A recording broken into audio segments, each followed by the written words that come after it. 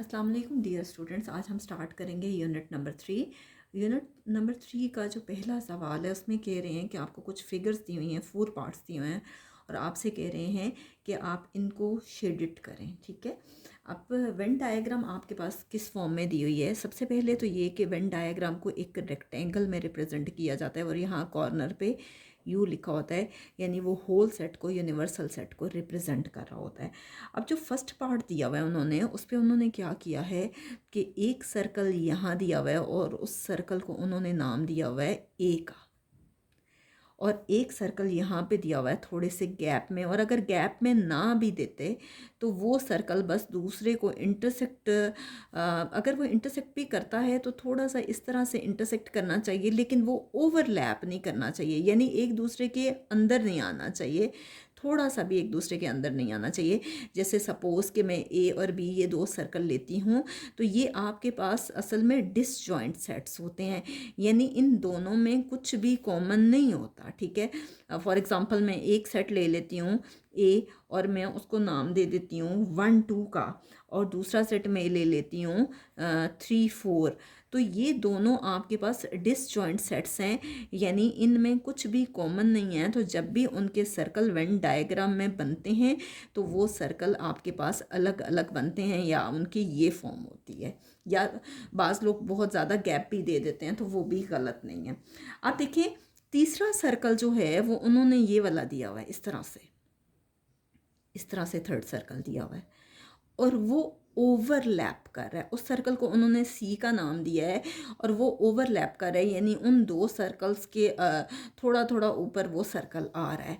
तो इसका क्या मतलब है कि सपोज़ कि ये ए और सी जो हैं अगर ये ओवरलैप कर रहे हैं तो इसका मतलब है कि इनमें कुछ ना कुछ कॉमन है। तो मैं जो सेट सपोज़ कर लेती हूँ, आप अपनी मर्ज़ी से सपोज़ कर सकते हैं, ज़रूरी नहीं है कि जो सेट मैं सपोज़ करूँ आप वही करें। मुझे बस ये देखने से नज़र आ गया है कि ए और सी में कुछ ना कुछ कॉमन ज़रूर है।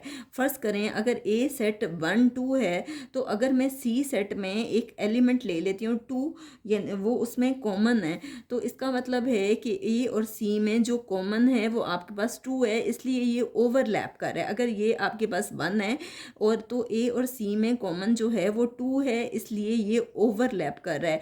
ओवरलैपिंग सेट्स वो होते हैं जिसमें कुछ ना कुछ कॉमन आता है, और वो कॉमन मैंने यहाँ पे 2 ले लिया है। ठीक है, इसी तरह से नेक्स्ट आप ले लें कि बी और सी में भी कुछ ना कुछ कॉमन आ रहा है, तो मैं इन दोनों में जो कॉमन है वो मैं ले लेती हूँ 4 कॉमन ले रही हूँ, यानी दोनों सेट्स में ए और सी में कॉमन आ रहा है 2 और बी और सी में कॉमन आ रहा है 4, इसलिए मैंने दरमियान में लिखा है क्योंकि ये सेट तीसरे के ऊपर आ रहा था, इन दोनों के ऊपर आ रहा था, तो ये ओवरलैप कर रहा है। अब एक और नंबर मैं सपोज़ कर लेती हूँ, ज़रूरी नहीं आप एक नंबर सपोज़ करें, आप एक से ज़्यादा भी कर सकते हैं। मैंने बहरहाल सिर्फ और सिर्फ 5 लिया है।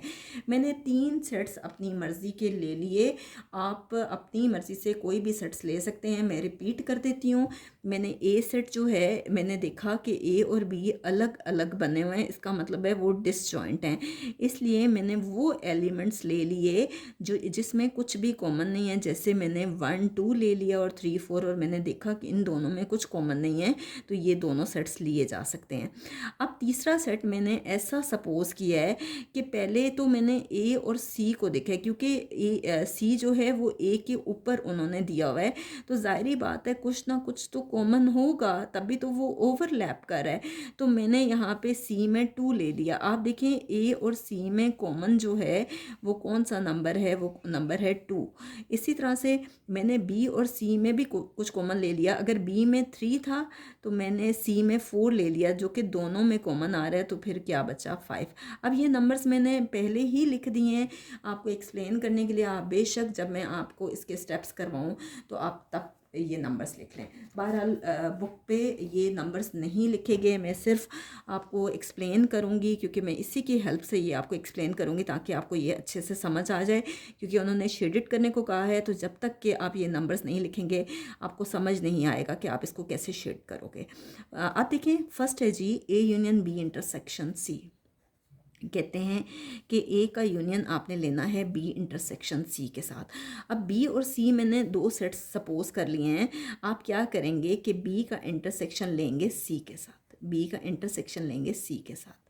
तो बी आपके पास है 3 4 और ये है जी इंटरसेक्शन का साइन। इंटरसेक्शन का मतलब होता है आपने उसमें कॉमन देखना होता है। ये है 2 4 5। अब इन दोनों में आपको कॉमन क्या नज़र आ रहा है? अगर आप देखें तो इन दोनों में कॉमन आपके पास क्या है जी? 4। दोनों में कॉमन क्या आया? 4। बी इंटरसेक्शन सी आपके पास कॉमन क्या आया? 4। हमेशा क्या करते हैं, स्मॉल ब्रैकेट को पहले सॉल्व करते हैं। नाउ अब आपको क्या सॉल्व करना है? ए का यूनियन बी इंटरसेक्शन सी के साथ। ए का यूनियन लेना है बी इंटरसेक्शन सी के साथ। ए हमारे पास कितना है जी? 1 2। 1 2 का यूनियन लेंगे बी इंटरसेक्शन सी के साथ। तो यूनियन तो वो होता है जिसमें तमाम के तमाम एलिमेंट्स आते हैं लेकिन कोई रिपीटिशन नहीं होती। तो देखें ये आपके पास आ रहा है 1 2 एंड 4। तो फाइनली आपके पास ये आ गया। अब हमने इसको वेन डायग्राम पे रिप्रेजेंट करना है, जो डायग्राम उन्होंने दी हुई है। ये अलग बात है कि ये नंबर्स मैंने लिख लिए हैं। अब देखिए आप क्या करोगे कि इसी तरह से वेन डायग्राम जो है वो बनाएंगे। बेशक मैं इसकी हेल्प से बना रही हूँ, आप बेशक इसकी हेल्प ना लें, आप डायरेक्टली भी बना सकते हैं बगैर स्केल के। अब देखिए ये मैंने एक रेक्टेंगल बनाया। रेक्टेंगल वो होता है जिसकी अपोजिट साइड्स जो हैं वो बराबर होती हैं, ये तो आपको पता ही होगा। आप देखें इससे आप कह दें कि ये यूनिवर्सल सेट है, ठीक है। अब देखें ये है जी सेट आपके पास ए, जो हमने थोड़ी देर पहले बनाया। ये है जी बी सेट है और इसी तरह से ये जो है ये है सी ओवरलैप कर रहा है। सबके साइजेस सेम है, ये अलग बात है कि मैं बगैर कंपास के बना रही हूँ तो इसलिए। बहरहाल ए आपके पास है जी 1, बी सेट है आपके पास यहाँ पे 3 और ये है 2, ये है 4 और ये 5। ये शायद ये छोटा सा 4 आपको नज़र ना आए। बहरहाल देखिए अब क्या कह रहे थे, फर्स्ट किसको शेडेड करना है? A union B intersection C को। सबसे पहले तो आप बी इंटरसेक्शन सी को शेडेड करेंगे। तो देखिए हम क्या करते हैं कि बी और सी में जो कॉमन है हम उसमें हॉरिजेंटल लाइंस लगा लेते हैं। ये देखें ये मैं लगा रही हूँ, सिर्फ बी और सी के दरमियान वाली जो जगह है इस पे आप हॉरिजेंटल लाइंस लगाएंगे। ये देखें, ये देखिए मैं इस तरह से लगा रही हूँ, शायद आपको ठीक नज़र ना आ रहा हो, इस तरह की मैंने लाइंस लगाई हैं। आप देखें आप उसका यूनियन लेना है ए के साथ, तो ए पे मैं वर्टिकल लाइंस लगा देती हूँ। ए पे मैंने वर्टिकल लाइंस लगा देती हूँ। ये देखें ये रहा ए सेट, ए सेट पे मैं वर्टिकल लाइंस लगा रही हूँ इस तरह से, काफ़ी खुली खुली मैंने लगाई हैं। आप देखिए आपके पास क्या था क्वेश्चन में कि किसको शेडेड करना है? A union B intersection C को। तो उसमें आपके पास कौन सी लाइंस आएंगी? देखें उसमें आपके पास हॉरिजेंटल लाइंस भी आएंगी और वर्टिकल लाइंस भी आएंगी और हॉरिजेंटल भी आएंगी। और अगर आप आंसर भी देखो तो आंसर आ रहा है 1 2 एंड 4। देखें 1 पे भी वर्टिकल लाइंस आ गई, 2 पे भी वर्टिकल लाइंस आ गई, इसका मतलब है 1 2 तो आ रहा है। इसके बाद 4 पे हॉरिजेंटल लाइंस आई, तो इसका मतलब है कि ये आपके पास जो है यही आंसर है और यही आपके पास शेडेड पोर्शन होगा। नेक्स्ट हम करते हैं जी इसी का दूसरा पोर्शन है A intersection B union C. ये मैं आपको करके दिखाती हूँ। अब देखिए नेक्स्ट है जी A intersection B union C. कोशिश करेंगे कि आप हमेशा जब भी इस किस्म के क्वेश्चंस अटेम्प्ट करेंगे वेन डायग्राम वाले, तो आप कोई ना कोई सेट ज़रूर सपोज कर लें, वरना ये है कि आपके मिस्टेक्स के बहुत ज़्यादा चांसेस होते हैं कि अगर आप उसको डायरेक्टली करते हो। बहरहाल आपके पास है बी यूनियन सी, ठीक है।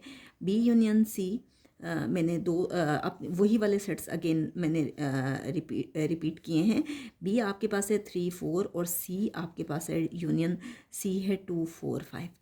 यूनियन वो होता है जिसमें आप तमाम के तमाम एलिमेंट्स लिखते हो। तो ये स्मॉल ब्रैकेट थी, पहले मैं इसको सॉल्व कर रही हूँ।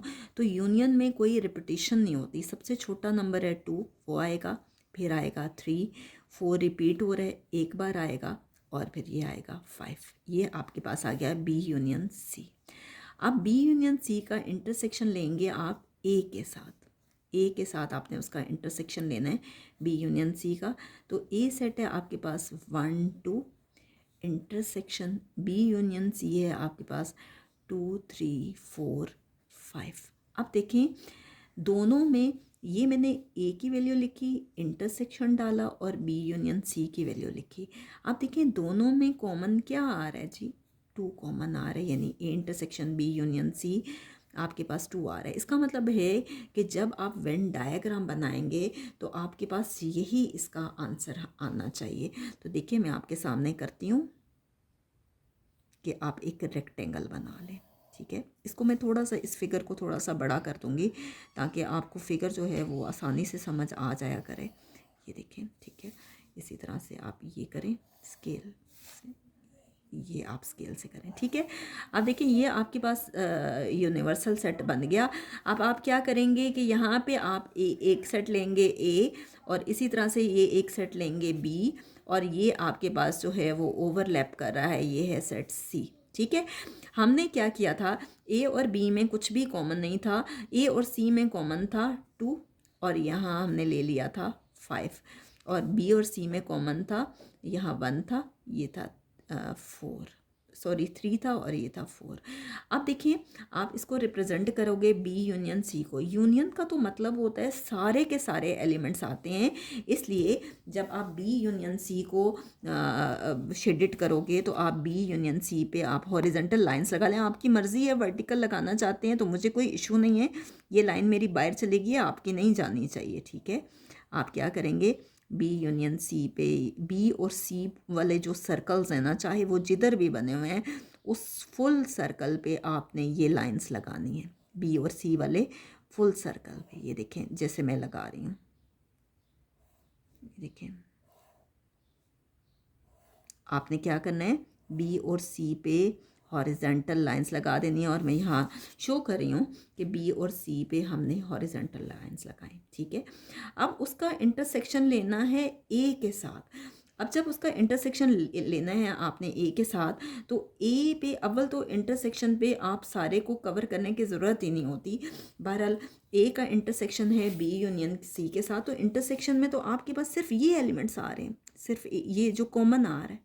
देखिए बास लोग जो हैं वो पूरे ए पे लगाते हैं, तो वो भी गलत नहीं है, उसको भी हम बाद में देख लेंगे कि सपोज़ कि ये ए है, आपने इस पर वर्टिकल लाइंस लगा दी।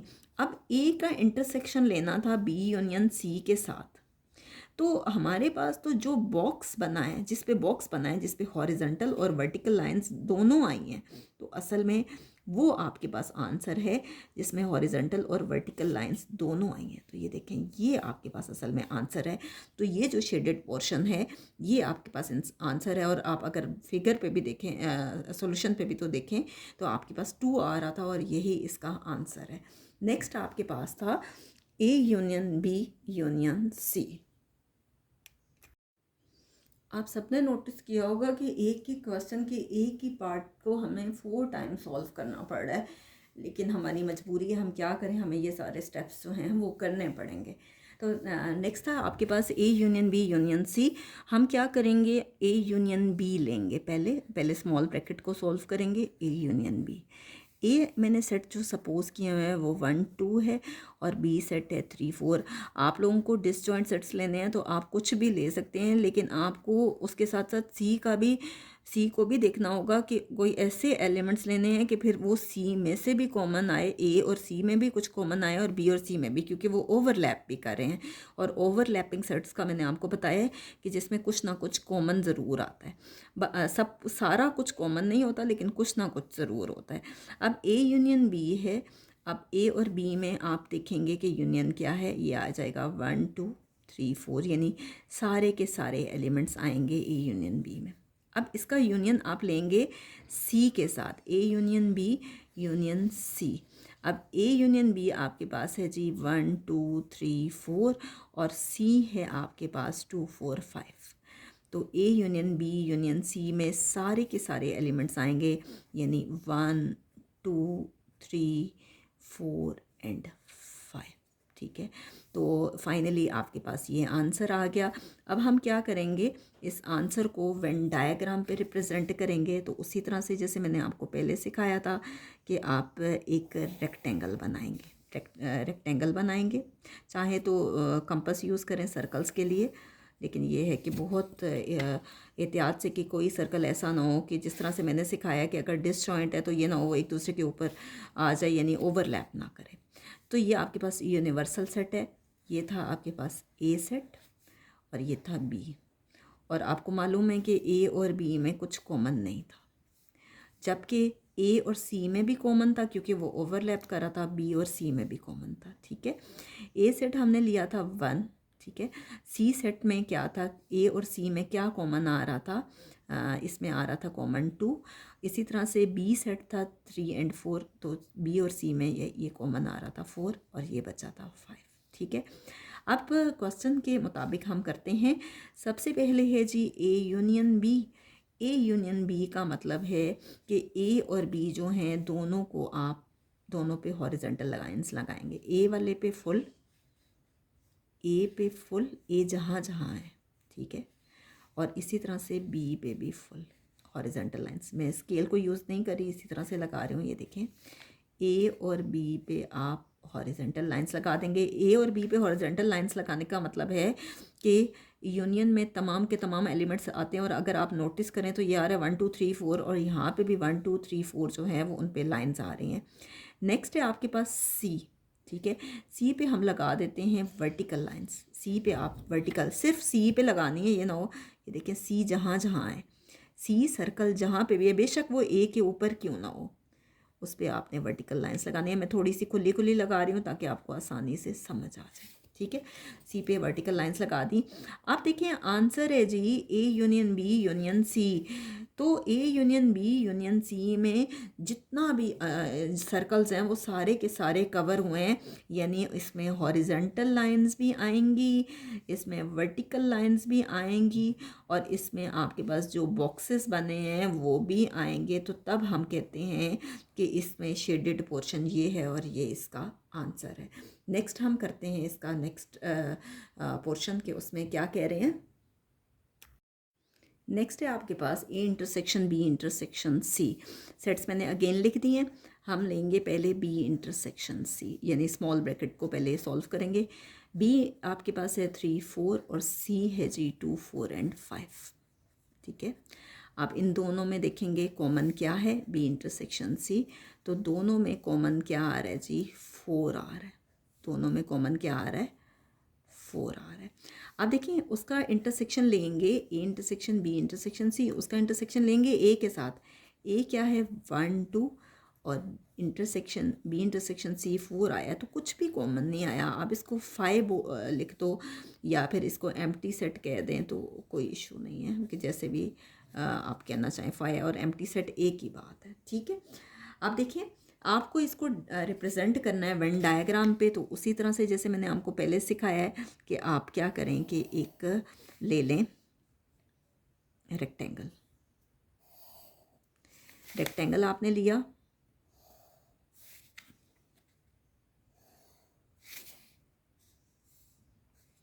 हमने ये रेक्टेंगल ले लिया। ठीक है, आप सर्कल लें जैसे मैंने आपको पहले सिखाया है, ए एंड बी। ठीक है, और तीसरा सर्कल है जी आपके पास सी। यहाँ पे है 5, ये 2 कॉमन है, ये 4 कॉमन है, ये 3 और 1। अब आपने क्या करना है कि बी इंटरसेक्शन सी लेना है। बी और सी को हम हॉरिजॉन्टल लाइन से कर रहे हैं, तो बी और सी में ये देखें, बी और सी में सिर्फ ये चीज़ कॉमन है, तो यहाँ पे हॉरिजॉन्टल लाइंस लगा लें। मैंने आपके सामने लगा ली हैं।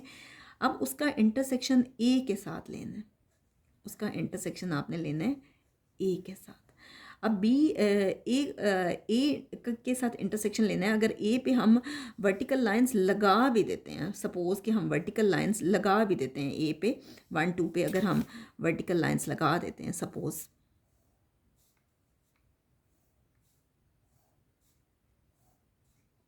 फिर भी देखिए इनमें कुछ कॉमन नहीं है। एक में हॉरिजॉन्टल लाइंस हैं, एक में वर्टिकल लाइंस हैं, तो इनमें कुछ भी कॉमन नहीं है, तो कोई भी शेडेड पोर्शन नहीं होगा, नो शेडेड पोर्शन।